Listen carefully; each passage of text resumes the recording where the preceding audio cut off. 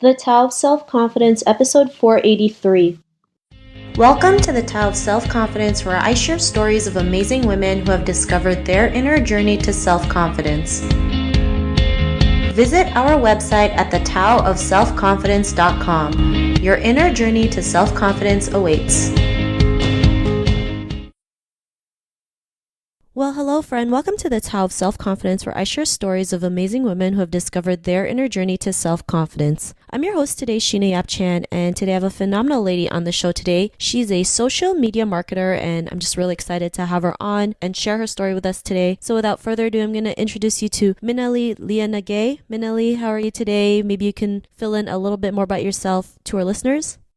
Hi, Sheena. Thanks for having me. I'm really excited to be here and talk to everybody today. So, I am a social media marketer. I got into social media marketing about 6-7 years ago while I was traveling across Asia. I'm originally from the UK, but my family are Sri Lankan. So, we're already kind of started life with a bit of traveling. And that's how I kind of ended up in Asia doing my own travel adventure. I kind of fell into marketing, but had a natural knack for communication and connection with people. So it was kind of an ideal field for me to get into, and I've absolutely loved it ever since. But I am in between work at the moment, having just moved to the US. So I'm kind of getting started up over here. Yeah, so just kind of taking it as it comes, really. Awesome. Well, thanks for sharing that. And what'd be your favorite self-confidence quote? I really love a quote by Dave Grohl. A lot of people know him from the Foo Fighters. He says, "No one is you, and that is your power." And I just love what that represents. Thanks for sharing that. And I really love that quote. This is actually the first time I've heard it because I think people forget their own power, right? I know life gets in the way, and with social media, it just gets crazy. Sometimes we just have to quiet down and realize, we are powerful beyond measure. We have so much we can give out there. We just have to learn and, realize it and just go out there and do it. So I really love that quote. And Minali, what's your definition of self-confidence? So I think self-confidence is basically the ability to understand your own self-worth and your own potential to create and achieve things in your life. Obviously it's a very personal thing and it can change from individual to individual, but I think in general, being able to self-reflect and self-love as well. Thanks for sharing that great definition. And what was your life like before your discovery of self-confidence? So as I mentioned before, I have grown up from a very young age traveling. Mainly, I started life traveling between the UK and Sri Lanka. I was born in the UK and then had lived in Sri Lanka for a total of 7 years, but very back and forth. And during that time, because at such a young age, I was kind of put through this dual cultural experience, being able to kind of adapt at such a young age to a completely different culture to what I knew at that time had kind of dented a little bit my self-confidence in the sense of being able to be accepted as like a kind of normal person. I found that a lot of the time kids around me were a little bit intimidated of me in school. So it kind of, in general, took a bit of a toll in the long run. And I found that my usual kind of bubbly, rebellious young life had kind of taken a bit of a turn in terms of self-esteem. And I did definitely feel a lot more shy, I would say, is the best word to describe what did happen to me before I had discovered my self-confidence again. Thanks for sharing that. And sometimes we all go through that, especially moving back and forth, right? I was like you. I moved from the Philippines to Toronto and back, and it's hard sometimes to adapt to different surroundings, especially at school. People don't know what we're like, or we're afraid to show our true selves. And like you mentioned, we become shy, we become quiet. We don't want to say anything. We don't want to raise our hand up. It's a lot normal than most people think, right? It's just that sometimes we feel alone, like nobody can understand us. But what was that moment in your life when you realized, you are this amazing person, you had that confidence within you? What was that aha moment? So actually, it was when I was back in the UK during a summer holiday from school. in Sri Lanka, and I was in the car with my dad, and I was outside a train station. We were waiting for, I think, my aunt to come and visit us, so we were picking her up from the station. And my dad noticed one of my really old school friends walking out of the station, and I hadn't seen her in probably about 5 years because I had left the country. And my dad was kind of like I guess like looking at me, and then he asked me, how come you're not rolling down the window to say hi to her? And I said to him, well, I feel a bit weird. I don't want to like say hi. She might kind of think I'm a bit of a strange, like a bit of a weirdo trying to say hi to her after I haven't seen her for so long. And I definitely felt very shy to do so. And it was at that moment that he kind of gave me this gift and this aha moment, because he said to me, it doesn't really matter what she thinks or whether she even says hello to you back. The point is that you tried and you wanted to say hello to her with the intention of that kindness and wanting to reconnect with her. And that's the most important thing in that moment. And he actually joked with me and said, say hello to her. And if she doesn't say hi back, just say it even louder.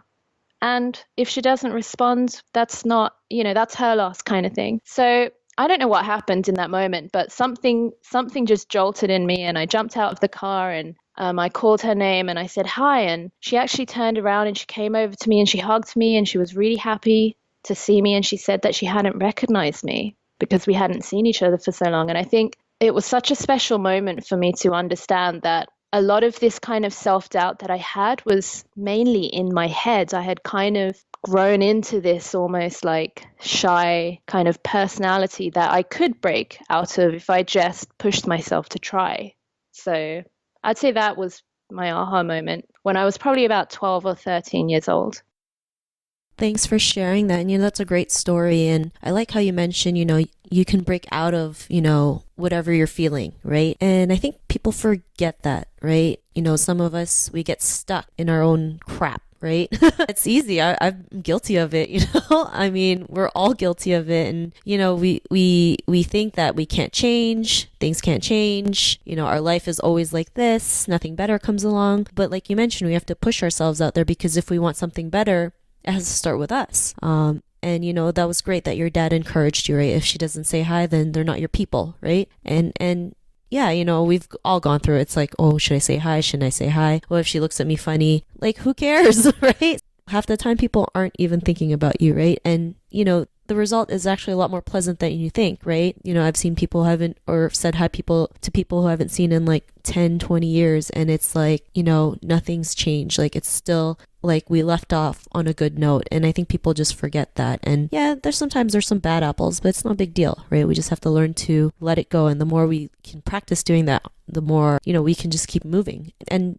because of this story, because of your dad encouraging you, what's your life been like now? Since then, since literally that moment, everything changed. And it's literally like my life reawakened in a way, because it kind of I went immediately back to that more confident, bubbly person that I used to be when I was younger. So I've taken that kind of self-confidence and mainly that kind of understanding of my self-worth and the fact that I am worthy of people's love, and I am worthy of people's of the fun and acceptance that I also give to people in return. I take that into every part of my life now, and it has helped me start new projects that I never thought I would ever start, and it has helped me be able to approach people that I never, I guess, would have thought that I would have been able to approach. Like, for example, even meeting you. I love what you do, and I love the show that you run. And like, even that, if I think, there's definitely a little bit, I remember when you approached me, I remember feeling a bit like, oh, really? You want to like talk to me? But I kind of wanted to like grasp the whole experience and be able to like make something bigger with you too. So I think it's definitely changed my life, like completely. Awesome. Well, thanks for sharing that. And, I'm glad you're here today sharing your story, because, I think your story is amazing. It's just learning to, just learning that, you can just go out there and push yourself and, be who you are and, go back to your, bubbly self. Sometimes we fall off, what we're meant to be, and then we can get back on it. And, people forget that, we can do that. It's like, some people think there's no turning back, but there can, right? I mean, if it was there to begin with, you can always find it again. And to the woman who's listening to your episode, she may be in her own journey of self-confidence. What would be that one tip you would give to her? If I was going to give just one tip, I would probably say that no one person's opinion or judgment of you defines who you are. So I know that we have a lot of things around our lives that can make us kind of compare ourselves to other people and compare our lives to other people. We can also take judgment and internalize it very easily. But if you really think about it, those are just opinions, and people will always have opinions.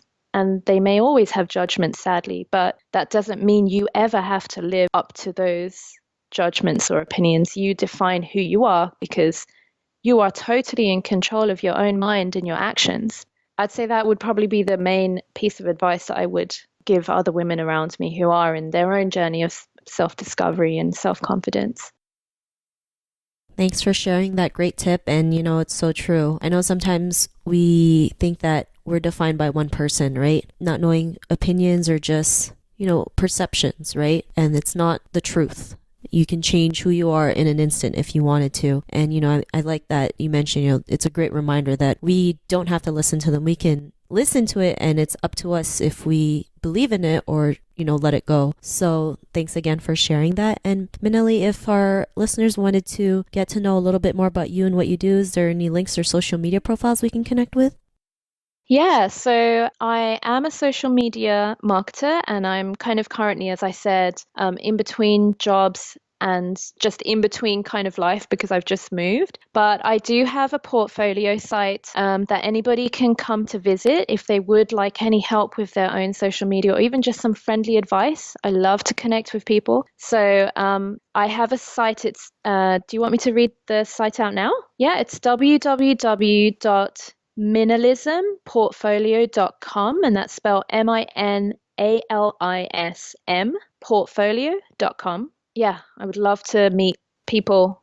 So feel free to contact me there. And I am on Instagram. I love Instagram, actually. It's one of my favorite social media platforms. My username is Minzino. That's MINSINO. And I would love to see people there too. Anybody who feels like connecting, I am totally up for supporting each other and sharing tips and just generally connecting. Yeah.